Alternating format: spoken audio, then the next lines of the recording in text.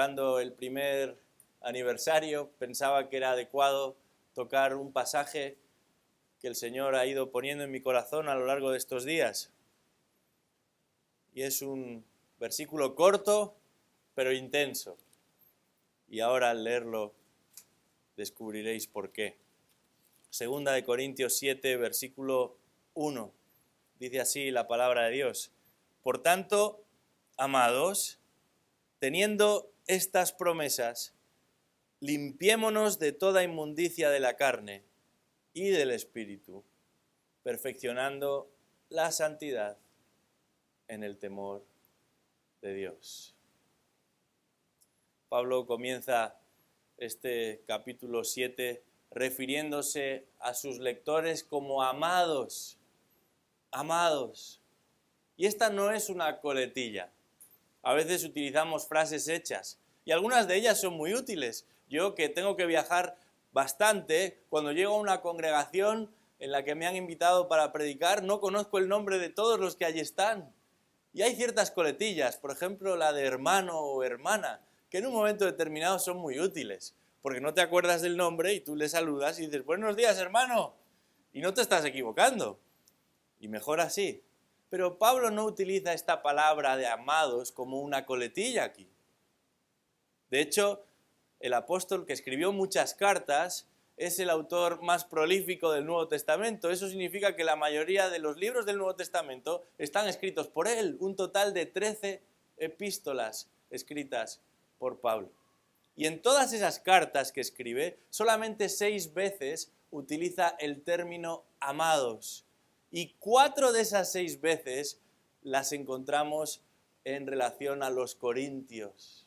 Y esto es bastante raro, porque si tú conoces la Biblia, si tú entiendes el Nuevo Testamento y lo has leído y sabes lo que está detrás de cada texto, te das cuenta de que precisamente han sido los corintios los que más dificultades le han supuesto a Pablo. Han sido los corintios los que más veces lo han hecho llorar, los que más veces lo han despreciado, los que más veces lo han minusvalorado. Pero él los ama. No por lo que ellos hacen, ni siquiera por quiénes son en términos humanos, sino por lo que Dios ha hecho en aquella congregación.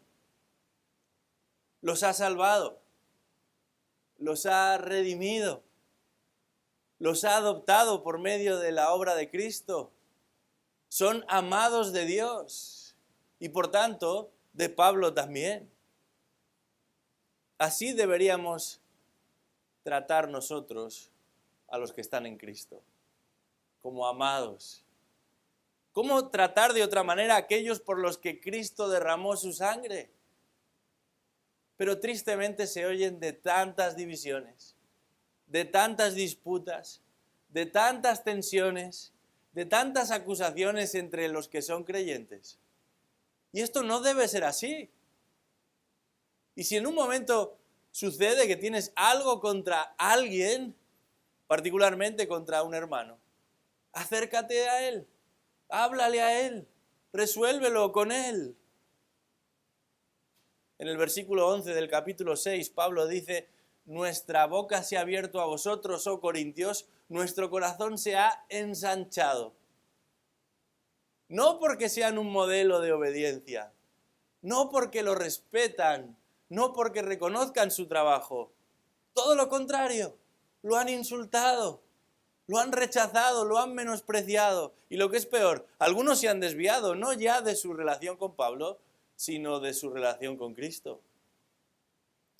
Pero el compromiso y la preocupación del apóstol por los corintios trasciende a la opinión y el trato que ellos pudieran darle. Y a lo largo de los 7 primeros capítulos de esta carta, el apóstol ha tratado de hacerles entender por qué hace lo que hace. Y no es otra cosa que por amor a Cristo y por amor a aquellos que están en Cristo. Porque a pesar de sus contradicciones y de sus flaquezas, los corintios han comenzado a responder a la instrucción. Están madurando. Despacito, sí, pero están avanzando. Y Pablo los ama. tanto como para seguir invirtiendo en aquella congregación. No solo no ha perdido la esperanza, sino que quiere seguir invirtiendo en ellos. Ahora, desde la distancia, pero les va a exhortar a circular en un camino mejor, por un camino mejor. Y lo que Pablo está poniendo delante de los corintios no es otra cosa que un llamado a vivir de una forma distinta, de una forma diferente al resto. Un llamado a caminar en santidad. Esto es lo que nos encontramos aquí. Hoy en día uno puede comprar cualquier cosa y no hace falta viajar, ni siquiera salir a la tienda. Desde cualquier sitio, con un ordenador o con un teléfono móvil, en pocos días recibiremos en casa aquello que queremos comprar. Pero hay algo que no se vende ni se compra, y es la santidad. No se puede comprar, pero no hay muchos que ni siquiera estarían dispuestos a comprarla si estuviera a la venta. En este mundo la santidad no interesa para nada. Pero tristemente, y esto es algo preocupante, en la iglesia, en muchas iglesias, la santidad tampoco interesa para nada.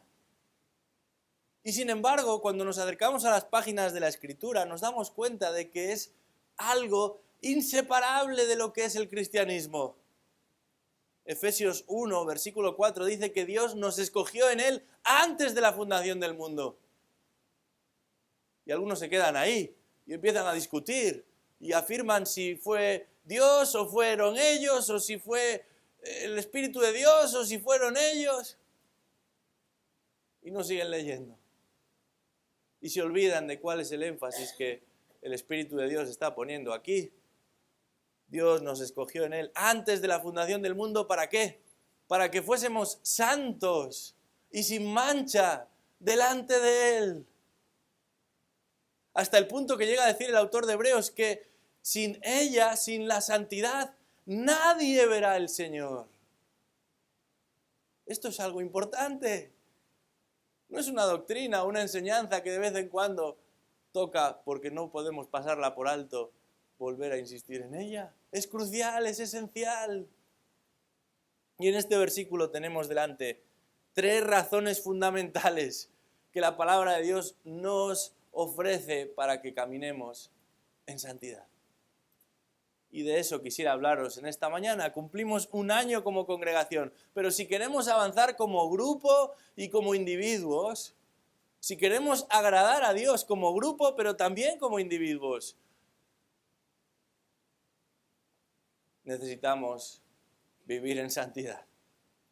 Necesitamos que la santidad sea una realidad en nuestras vidas. Y la primera razón que encontramos en este pasaje es la siguiente: la motivación. Ahí está la motivación. En este versículo 1, la motivación para vivir en santidad. Por tanto, amados, teniendo estas promesas. Algunas versiones dicen, puesto que tenemos tales promesas. ¿Cuál es la motivación para caminar en santidad? El texto nos lo dice claramente, las promesas de Dios. Y claro, surge la pregunta, bueno, ¿cuáles son esas promesas? Hubo un tiempo en el que tener una Biblia en lengua vernácula, esto es, en el idioma de la gente, estaba prohibido. En España, durante más de 300 años, estuvo prohibido no solamente leer, sino tan siquiera tener una Biblia en castellano. Sin embargo, hoy el tiempo ha cambiado y no solamente podemos tener Biblias, sino que tenemos Biblias y de muchas formas, colores, tamaños. Hay una de ellas, muy popular, que se llama la Biblia de las Promesas. De hecho, creo que vienen destacadas en colores y todo. Sin embargo, cuando nos acercamos a la Biblia nos damos cuenta de que no todas las promesas que encontramos en ella están dirigidas a nosotros los creyentes hoy. No debería extrañarnos esto. Cuando vivimos en una casa con más personas, en ocasiones llegan cartas que no son para uno. Uno debe leer a quién va dirigida esa carta antes de abrir ese sobre. Lo mismo sucede en la Escritura. Algunas promesas Sí, están ahí, pero no son necesariamente para ti o para mí. Y haremos bien en comprobar quién es el destinatario.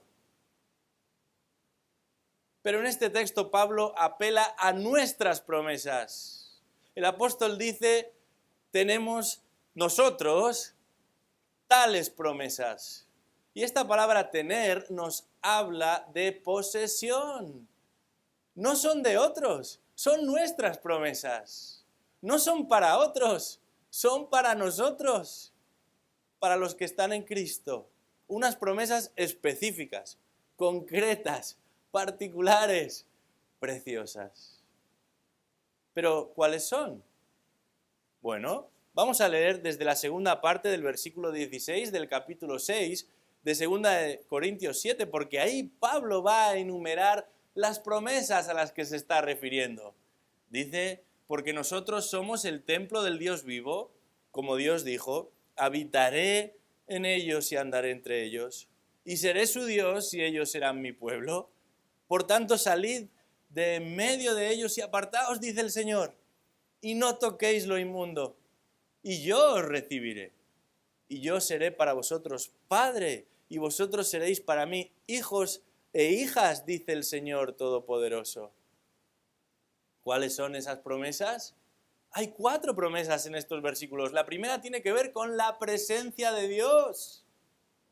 Y hay un contraste histórico que el apóstol está presentando aquí entre lo que sucedía con el pueblo de Israel y lo que sucede contigo y conmigo si somos de él.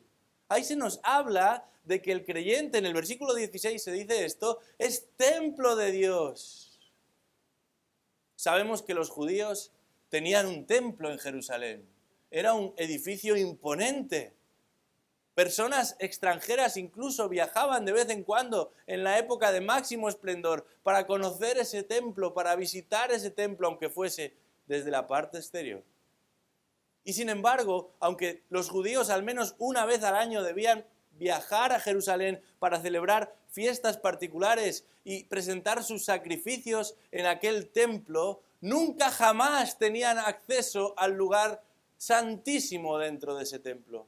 Solamente el sacerdote podía hacerlo. Y cuenta la leyenda que este sacerdote llevaba una cuerda atada, por si acaso en un momento determinado y ante la presencia de Dios, y solamente en ese momento del año, el único día del año en el que podía acceder al lugar santísimo, cuenta la leyenda que llevaba una cuerda enganchada a su cuerpo en caso de que Dios mismo no se agradase de su presencia allí y cayese fulminado.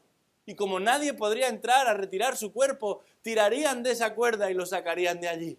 Hasta tal punto llegaba la obsesión y la preocupación y el temor de aquellos por entender que hay un espacio prohibido para el ser humano, donde Dios habita. Pero este texto es tremendo, porque nos dice ahí que nosotros somos el templo del Dios vivo. Dice ahí que Él habitará en ellos y andará entre ellos y será su Dios y ellos serán su pueblo. Esa promesa de la presencia de Dios se ha hecho realidad por medio de su Hijo Jesucristo, aquel que nos ha mostrado al invisible, en quien habitan todas las perfecciones de Dios. Y sin embargo se ha hecho hombre y ha caminado entre los hombres. Ese privilegio que nosotros los creyentes en Cristo disfrutamos, no solamente sucede una vez al año, sino todo el tiempo. El mismo Señor Jesucristo, antes de ascender a los cielos, le recordó a sus discípulos: yo estoy con vosotros hasta el fin del mundo, todos los días hasta el fin del mundo. Esto es una realidad, esta es una promesa de Dios. Él está en medio de su pueblo. Pero no es la única promesa que Pablo va a destacar aquí. Dice el versículo 17, por tanto, salid de en medio de ellos, apartaos, dice el Señor, no toquéis lo inmundo, y yo os recibiré. ¿Cuál es la promesa? El perdón de Dios. El perdón de Dios. Pablo está hablando del perdón de Dios. Está señalando cómo nosotros, siendo igual que todos los demás, hemos sido recibidos por Dios. Pero no porque seamos mejores que los demás, o más inteligentes, o más capaces, o con mayores y más brillantes intenciones, sino por su pura gracia. Ese Cristo que viene al mundo y está representando a Dios en medio de los hombres, es también el que carga en él el pecado de los hombres. Es también el que permite que algunos que se dan cuenta de su condición por medio de la obra del Espíritu Santo en ellos, pues sus ojos son abiertos y sus oídos son abiertos, puedan ver al que es el incomparable, puedan oír al que trae palabras de vida. Y por medio de esa obra, dice la Biblia, que nosotros, siendo pecadores, somos perdonados. Recibimos un perdón que no nos merecemos, por la pura gracia de Dios. De manera que el apóstol está hablando de las promesas que son propias, que pertenecen a los que están en Cristo, y dice, la presencia de Dios es su promesa. El perdón de Dios es su promesa. Pero fíjate lo que dice el versículo 18, porque hay una tercera promesa. Dice ahí, yo seré para vosotros padre, y vosotros seréis para mí hijos e hijas. La tercera promesa tiene que ver con la paternidad de Dios. Con el hecho de que tú y yo, si somos de Él, podemos llamar a Dios nuestro Padre. Se ha especulado mucho de si Dios era considerado un padre en el Antiguo Testamento por los judíos. Y si bien es cierto que a veces se utiliza esta expresión, normalmente se hace de manera corporativa. Dios es el Padre del pueblo, sí. Pero en el Nuevo Testamento nos damos cuenta de que Dios es mi Padre celestial, al que me puedo dirigir, con el que puedo hablar, al que puedo recurrir. Él no es simplemente el Dios del universo, es mi Dios.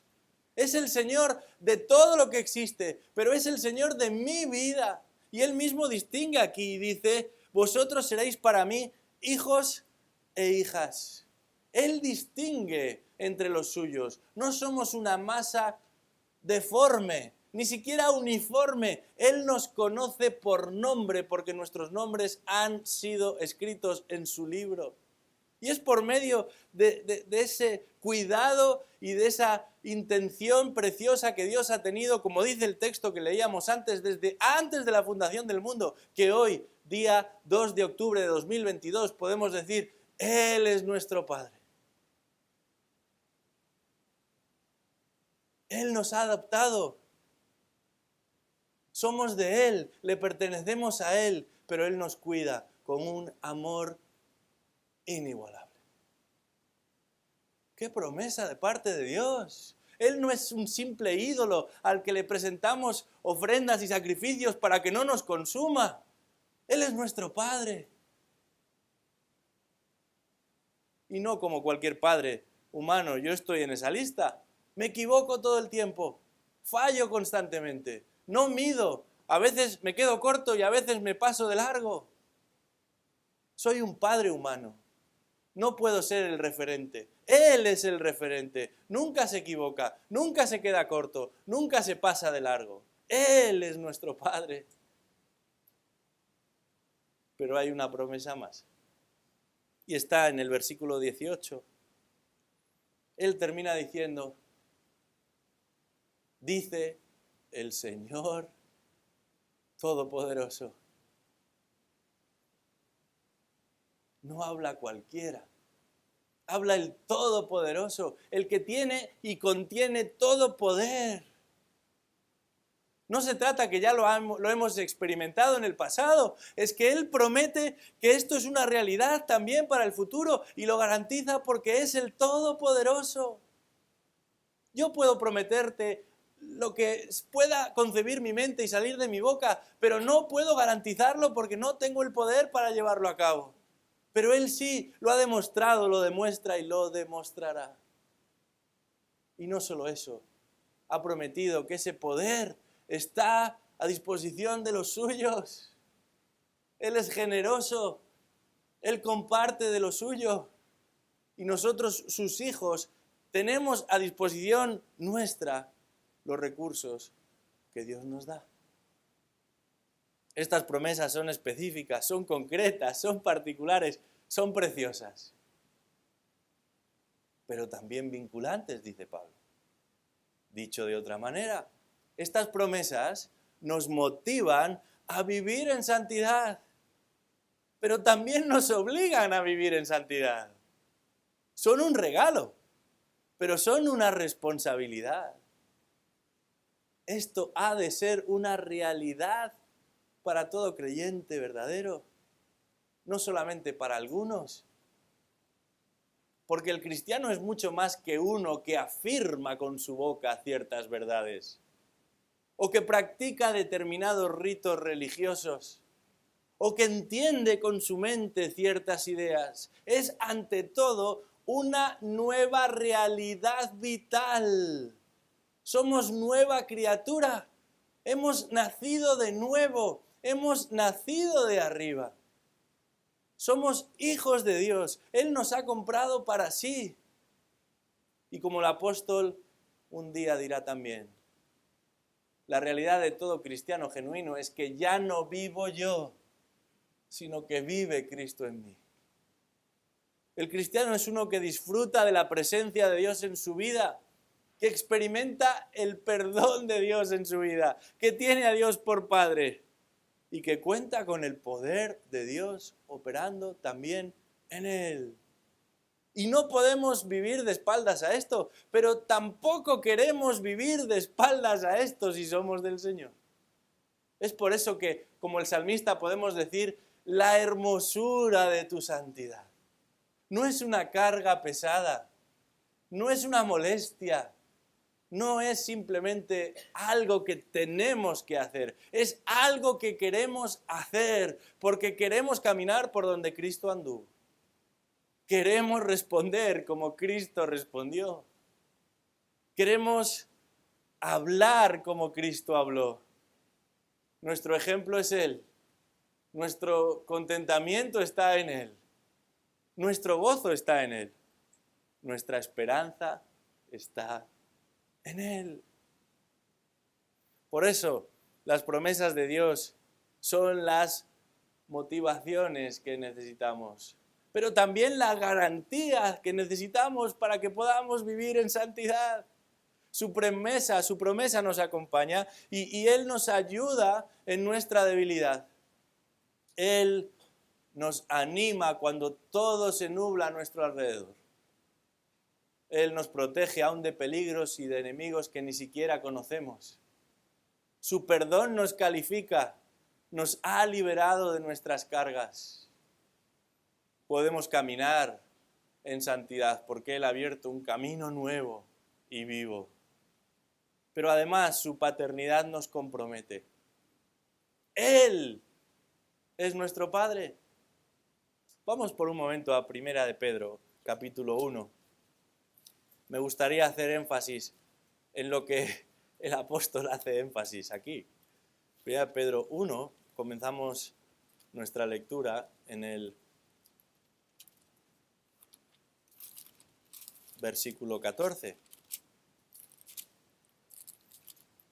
Dice así: como hijos obedientes, no os conforméis a los deseos que antes teníais en vuestra ignorancia, sino que así como aquel que os llamó es santo, así también sed vosotros santos en toda vuestra manera de vivir. Porque escrito está, sed santos porque yo soy santo. Fíjate en esto. Y si invocáis como Padre a aquel que imparcialmente juzga según la obra de cada uno, conducíos en temor durante el tiempo de vuestra peregrinación. Él es vuestro Padre. Entonces, caminad en santidad.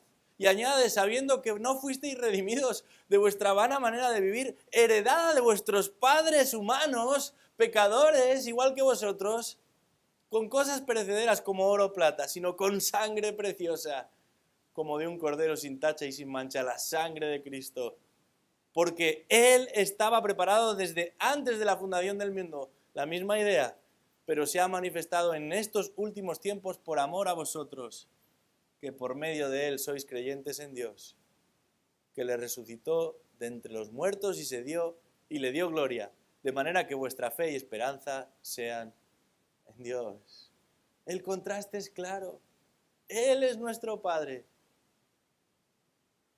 Por eso debemos caminar como nuestro Padre. Qué curioso es pensar que los padres se parecen tanto, o mejor dicho, que los hijos se parecen tanto a sus padres, ¿verdad? Es fácil. A veces estamos en una misma sala y rápidamente decimos, ya, tú sí eres el hijo de tal o de cual. ¿Cuánto nos parecemos nosotros a nuestro Padre Celestial?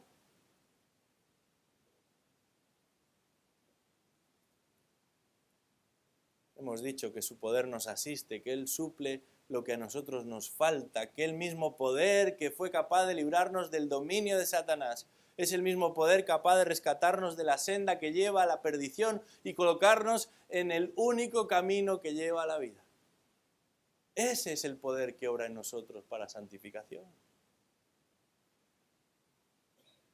Pablo, en este texto, volviendo a 2 Corintios 7, comienza hablando a los creyentes de cuál es nuestra motivación para vivir en santidad. Y no es otra cosa que el hecho de que somos de Él, somos suyos. Esa es la promesa, somos suyos. Eso nos motiva a vivir como Él espera de nosotros. Pero hay un segundo elemento que encontramos en este versículo y podríamos denominarlo de esta manera: el método para vivir en santidad. Leamos de nuevo el versículo 1, dice ahí: por tanto, amados, teniendo estas promesas, limpiémonos de toda inmundicia de la carne y del espíritu. En estos versículos, o en este versículo, Pablo no solamente nos presenta la motivación para vivir en santidad, sino que también nos ofrece el método para vivir en santidad. ¿En qué consiste este método? Hace unos años se popularizó un sistema de cursos por correspondencia. Todo el tiempo en la televisión lo anunciaban. Y prometían que si tú comprabas esos fascículos y seguías las indicaciones, podrías aprender a tocar un instrumento o conocer un nuevo idioma o incluso convertirte en inventor y montar tus propias maquetas en tu casa. No conozco a nadie, no que iniciara alguno de esos cursos, sino que lo completara y además con éxito. ¡A nadie! Por favor, al terminar, si alguien es uno de esos, que me lo comunique, me llevaré una grata sorpresa. Pero eran tan complicados que la gente los dejaba poco después de haber empezado. Tan difícil que no merecía la pena continuar. Este no es el caso. El método que Dios nos ofrece para vivir aquí y ahora en santidad es muy sencillo. Eso no significa que sea fácil, pero es muy sencillo. Dice el versículo 7, limpiémonos de toda inmundicia de la carne y del espíritu. Hay un detalle que no podemos pasar por alto. El texto es enfático, dice limpiémonos. En otras palabras, todos nosotros, sin excepción, lo tenemos que hacer. Pablo, el gran apóstol, el predicador más conocido de su época, probablemente el mayor de todos después de Cristo, se incluye también y dice, limpiémonos.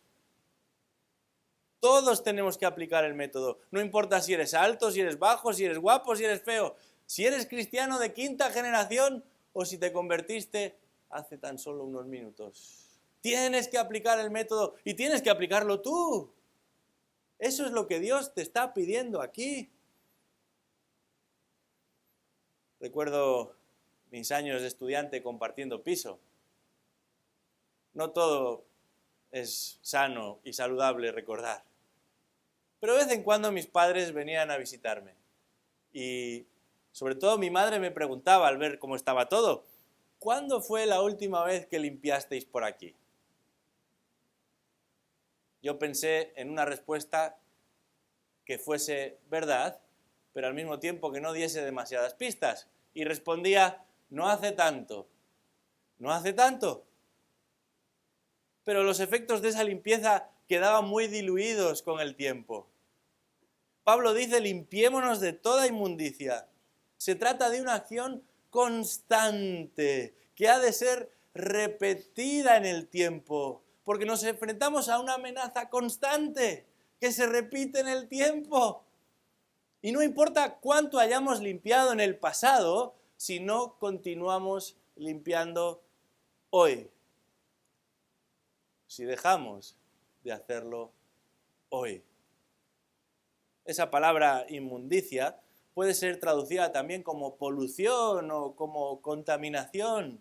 Y solamente se utiliza aquí en todo el Nuevo Testamento y se refiere a aquello que ensucia, aquello que mancha, que corrompe, ya sea de lo material o de lo espiritual de lo que se esté hablando. Por eso el apóstol habla del cuerpo y habla del espíritu, y esto es muy importante. No es que hay un área pura y limpia y una sucia. No es que con Dios nos relacionamos con el espíritu, pero el cuerpo es nuestro y lo manejamos a nuestro antojo. Ambas realidades han sido redimidas por Cristo. Y ambas realidades han de ser cuidadas y han de ser limpiadas. Porque ambas realidades volverán a unirse un día, cuando estemos en la presencia de Dios. Y dice la Escritura que todos los muertos resucitarán.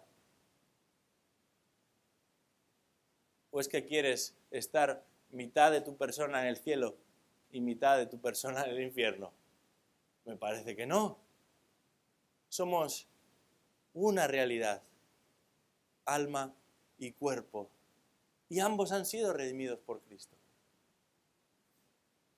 Nos encontramos en una época de la historia muy singular. Todos los días se nos presentan causas que hay que defender. Y algunas de estas causas se les regalan o se les conceden jornadas o semanas o meses o días.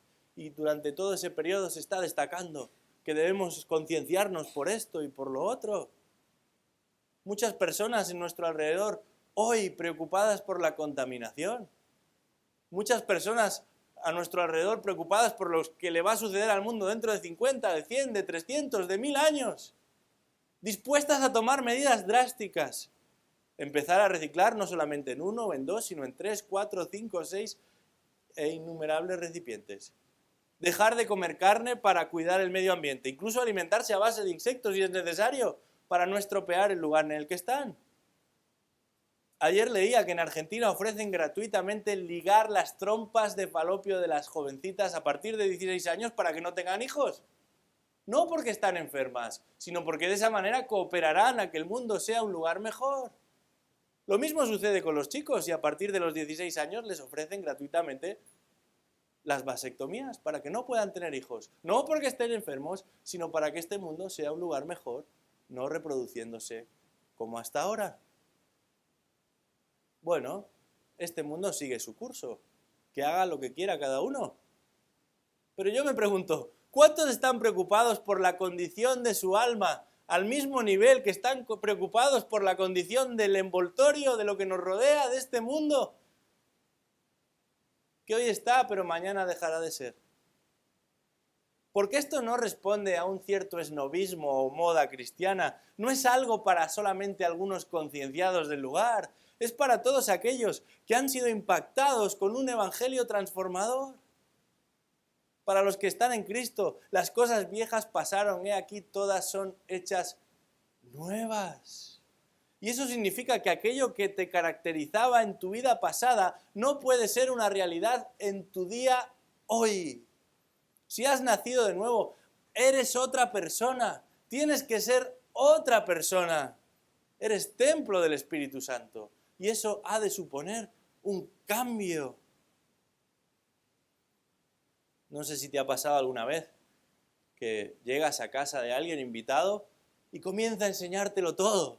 Abre una habitación y la otra, incluso los armarios, la despensa. Se ha dedicado a limpiar y ahora quiere mostrar que todo está en su punto. Debemos prestar atención a nuestra vida, a nuestro cuerpo, a nuestra alma, de la misma forma que cuando uno limpia su casa. Mucho más. Porque el texto nos recuerda que no es simplemente una visita eventual de la que estamos hablando. No es que Dios nos visita de vez en cuando, es que Él vive en nosotros. Y el apóstol en otro lugar dice, no contristéis al Espíritu de Dios. Que podamos decir como el salmista, examina mi corazón y prueba si hay un espíritu recto delante de mí. Algunos, tiemblan ante esa posibilidad, pero se olvidan de que Dios ve todo en todo lugar y no necesita que tú le abras la puerta para que Él entre al interior de tu persona y compruebe lo que allí hay. No creas que puedes esconder nada delante de Dios. Por eso, si tú le amas a Él, cuídate a ti mismo, dice la Escritura, y también a tu doctrina. ¿Cómo nos cuidamos a nosotros mismos? ¿Cómo nos mantenemos santos, limpios, apartados de contaminación? Bueno, el Señor nos ha dado medios que nos ayudan a mantenernos limpios y a limpiarnos en caso de que nos ensuciemos. A esto ha venido a llamarse los medios de gracia, una gracia que Dios demuestra para salvación a través de Cristo por medio del Espíritu Santo, pero también para santificación. ¿Cuáles son? El primero de ellos es la palabra de Dios, esa palabra que dice la Escritura por la cual llega la fe a ser parte de nuestra realidad. La fe viene por el oír y el oír la palabra de Dios. Y dice Santiago 1, versículo 18, que en el ejercicio de su voluntad, Él nos hizo nacer por la palabra de verdad, para que fuéramos las primicias de entre sus criaturas. Él nos salva a través del Evangelio que se nos presenta en la palabra de Dios. Es por medio, dice Jesús, de las Escrituras que vosotros sabéis que tenéis conocimiento de mí. Las Escrituras os hablan de mí. Pero no solamente podemos llegar a salvación por medio de la palabra y ese poder de la espada del Espíritu que es la palabra de Dios, sino que somos santificados por medio de ella. Y hay un texto muy hermoso en el Salmo 119, en el que se nos recuerda cómo el joven ha de mantener limpio su camino. Muy parecida a la expresión que Pablo está utilizando aquí. ¿Cómo guardará el joven limpio su camino? Guardando su palabra. Y esa palabra guardar no solamente significa tener una caja fuerte particular en la casa para meterla y cerrar con llave y que nadie lo toque, se refiere a la acción de tener presente constantemente esa palabra y de vivir a la luz de lo que esa palabra enseña. Dicho de otra manera, obedecer esa palabra. David no está pensando solamente en los jóvenes, sino en todos. Guardando su palabra es que podemos ser santificados y también equipados. Como dice Pablo escribiendo a Timoteo, la palabra de Dios es útil. Y añade al final, para que el hombre de Dios sea perfecto, maduro. ¿Para qué? Para toda buena obra.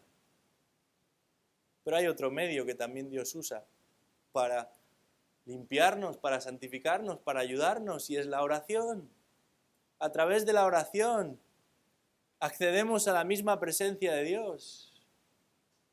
Por medio de la oración, nuestros deseos e intenciones se alinean con los deseos e intenciones de Dios. A través de la oración sujetamos nuestro corazón al corazón de Dios y nuestra voluntad a la voluntad de Dios. Nos mantenemos cerca de Él, pero sobre todo dependientes de Él. Porque como Jesús les enseña a sus discípulos cuando les enseña a orar, cuando oramos reconocemos que su nombre es primero, por eso decimos santificado sea tu nombre, separado sea tu nombre. Por medio de la oración reconocemos que su reino es primero, por eso decimos venga tu reino. Por medio de la oración afirmamos que su voluntad es primero. Por eso decimos que la voluntad de Dios sea la misma, igual, sin distancia ni diferencia, aquí en la tierra, igual que lo es todo en el cielo. Cuando comparecemos delante de Dios, nuestras limitaciones son más notables que nunca. Cuando nos acercamos a la presencia de Dios, nuestras faltas, nuestras manchas son más visibles que nunca. Por eso que Jesús, además de incluir lo relativo a la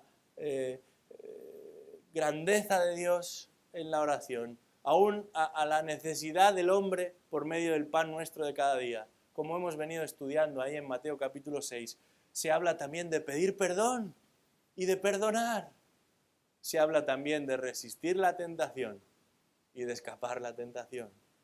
Y todo ello viene dado por un contexto en el que la oración es importante. Cuando vivimos vidas de oración, todo eso forma parte de nuestra realidad. Somos protegidos por Dios, somos renovados por Dios, somos animados por Dios, somos desafiados por Dios, somos perdonados por Dios. Y eso nos ayuda a limpiar nuestra vida. Pero hay un medio de gracia que muchos desoyen también hoy, especialmente desde que se ha puesto de moda esto de las reuniones por internet y predicaciones digitales. No tenemos nada en contra de ello, nosotros grabamos todas las semanas la predicación y la usamos como un recurso para otros, pero entendemos que la comunión de los santos no es una opción más dentro de un cristianismo a la carta, es una prioridad. Dice el texto Hebreos 10:25, no dejéis de congregaros como algunos tienen por costumbre. Hoy también es una costumbre para muchos, pero el estar juntos nos estimula al amor y a las buenas obras. Nos ofrece modelos que podemos imitar. Se nos da la oportunidad de exhortarnos, de corregirnos, de animarnos los unos a los otros. Y así hasta 26 prácticas que solamente podemos llevar a cabo cuando estamos con otros creyentes. Algunos creen que el Antiguo Testamento estaba lleno de normas y de mandamientos y que el Nuevo es algo mucho más ligero. Se equivocan. En el Nuevo Testamento hay más mandamientos para los creyentes que jamás hubo en el Antiguo para los judíos. Y algunos de estos mandamientos, muchos de estos mandamientos, tienen que ver con la relación que tenemos los unos con los otros. Y solamente podemos obedecerlos cuando estamos juntos los unos con los otros. Y la idea es que entre todos podamos llegar a llevar a cabo la obra del ministerio que dice Efesios 4, y todos juntos podamos llegar a la misma estatura de aquel que es nuestro modelo y nuestro Señor, Cristo mismo. Un medio más de gracia, la confesión.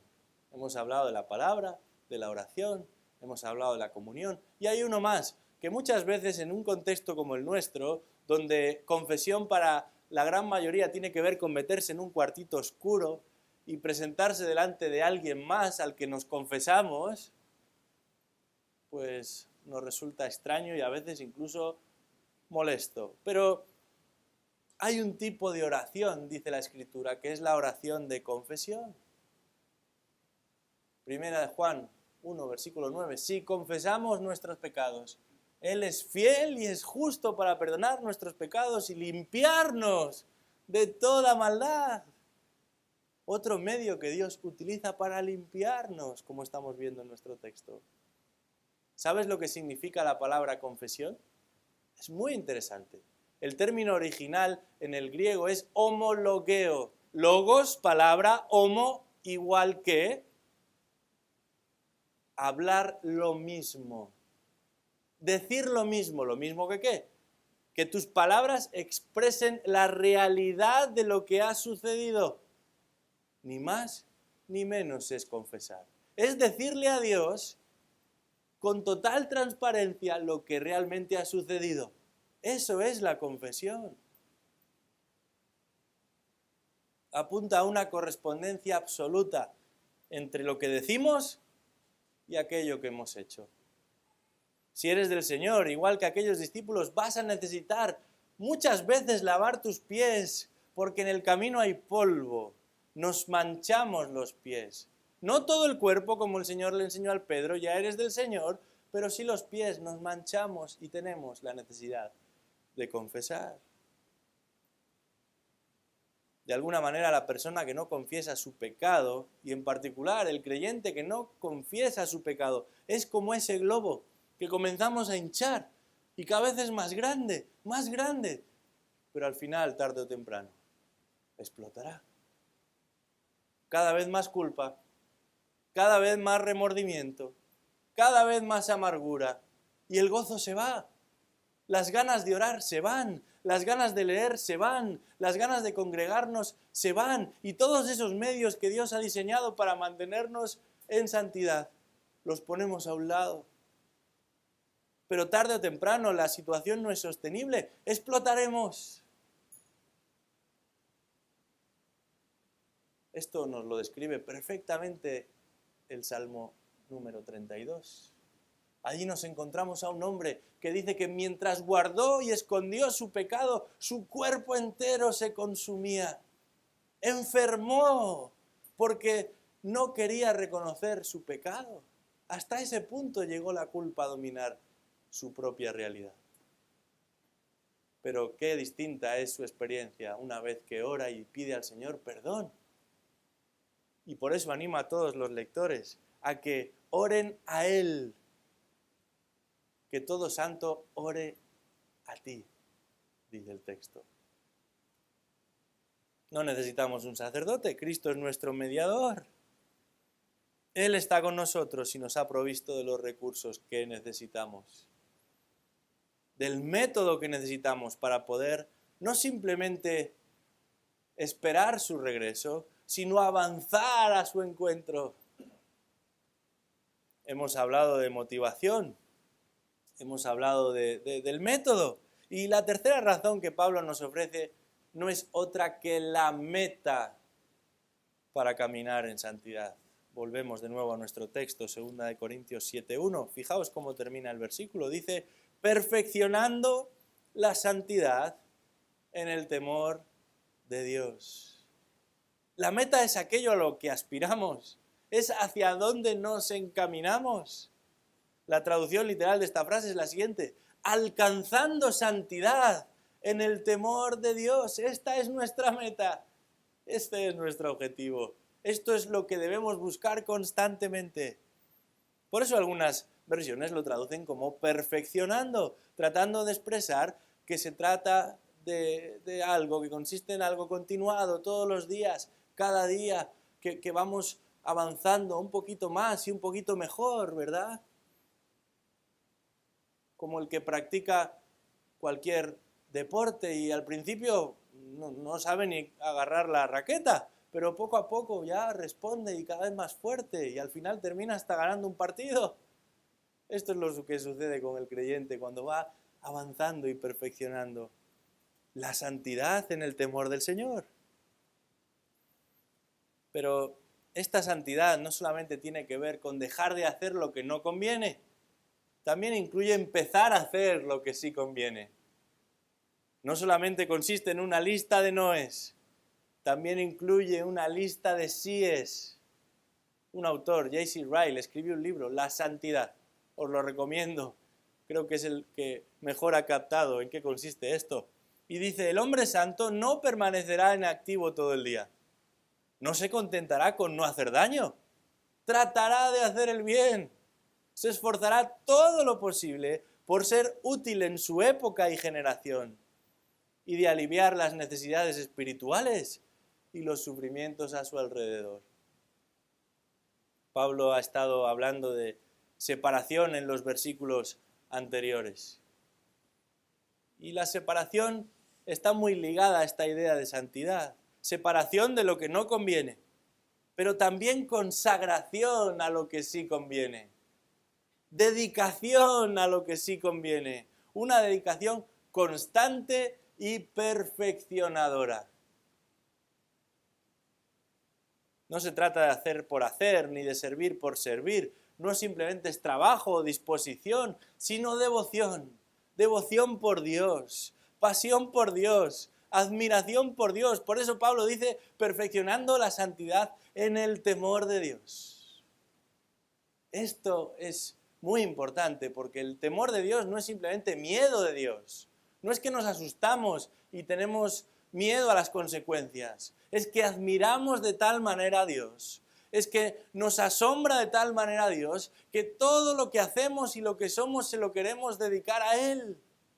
Cuando uno recibe o tiene la oportunidad de asistir a un encuentro con grandes personalidades, las personas se visten bien, se cuidan al menos por esa ocasión, de afeitarse bien en el caso de los hombres, de peinarse bien en el caso de las mujeres. Se preparan bien y se comportan bien y tratan de que cada detalle esté a gusto de esa gran personalidad. Y a eso le llamamos protocolo. Y a lo mejor tú nunca te pones una corbata, pero ese día te pones la corbata y te preparas de acuerdo a la magnitud de ese encuentro. ¿Cuánto más de lo que estamos hablando es de la persona de Dios? Y ese temor no se transmite simplemente por la manera en la que uno se viste o por la manera en la que uno se conduce, habla, sino por todo lo que hace. Es el temor de Dios, es nuestro asombro y admiración para con Dios la que nos impulsa también a vivir de esta manera. Queremos ver a más personas trabajando a nuestro alrededor, no simplemente animémosles, sino enseñémosles quién es Dios. Queremos ver a más personas consagradas y comprometidas, mostrémosles quién es Dios, sus atributos, sus perfecciones, su imponente majestad, su gloria cegadora. Eso es todo lo que necesitamos ver para caminar en santidad. No existe mejor aliciente que la contemplación del Dios viviente. Moisés recobró todo el ánimo que necesitaba cuando se encontró con aquel que es fuego consumidor. Isaías cayó de rodillas, pero rápidamente se puso a su servicio y dijo: «Heme aquí». Y eso mismo le sucedió a Pablo, que es el que escribe estas palabras. El temor de Dios nos permite medir la realidad desde la perspectiva de Dios. Él es el Señor y nosotros sus criaturas. Él está en su trono y nosotros le debemos adoración. Pero cuando le contemplamos tal y como Él es, no solo es que queremos servirle, no solo es que debemos servirle, sino que no podemos hacer otra cosa.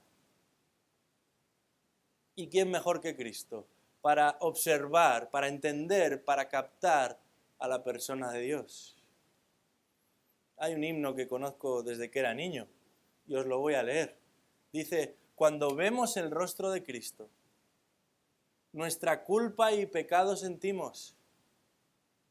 Cuando vemos el rostro de Cristo, pierde el mundo su encanto y su brillo.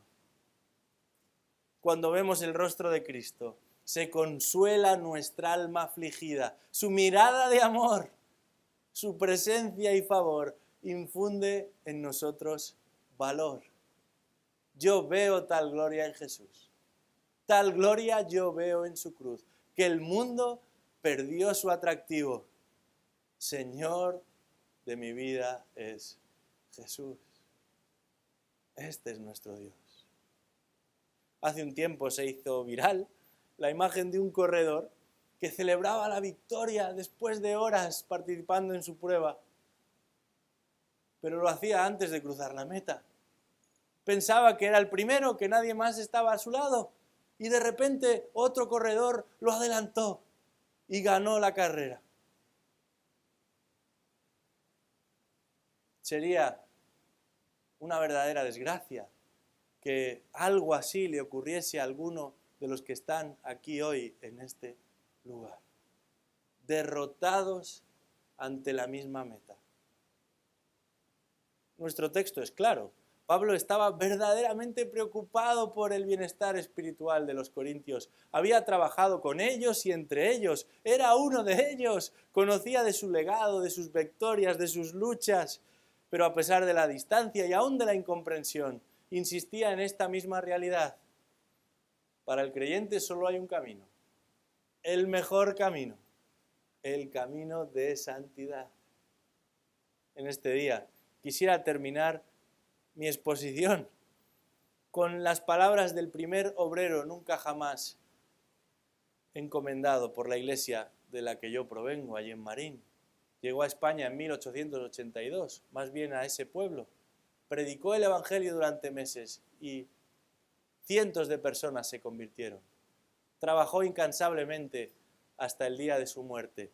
Y cuando estaba en el lecho de muerte, dijo lo siguiente: y yo he asumido esto como un lema para mi propia vida.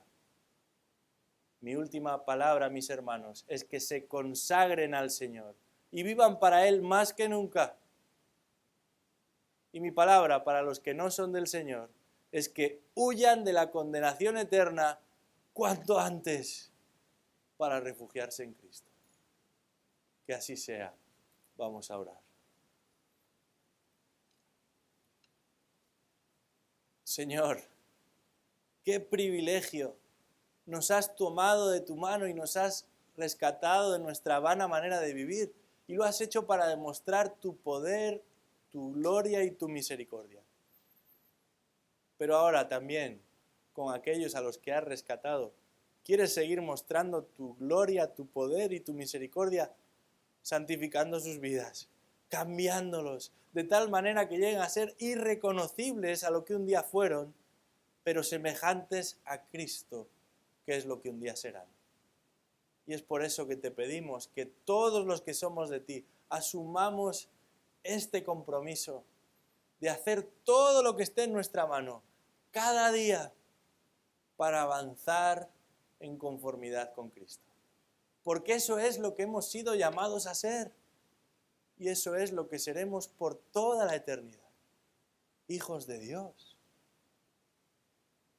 Te pido también, si hay alguna persona aquí que todavía no reconoce este llamado, no se da cuenta, ni valora, ni siquiera desea este llamado, que tú no solamente le limpies, sino que le cambies definitivamente, que obres en esa persona para salvación, que pueda ver toda su indignidad, pero toda la majestad de Cristo, que pueda ver la negrura de su pecado, pero toda la belleza y el poder del Salvador, que pueda acudir a sus pies y reconocer, Señor, yo no soy lo que debería ser, pero tú eres todo lo que deseo y anhelo en mi corazón. Pedimos esto en el nombre de Cristo. Amén.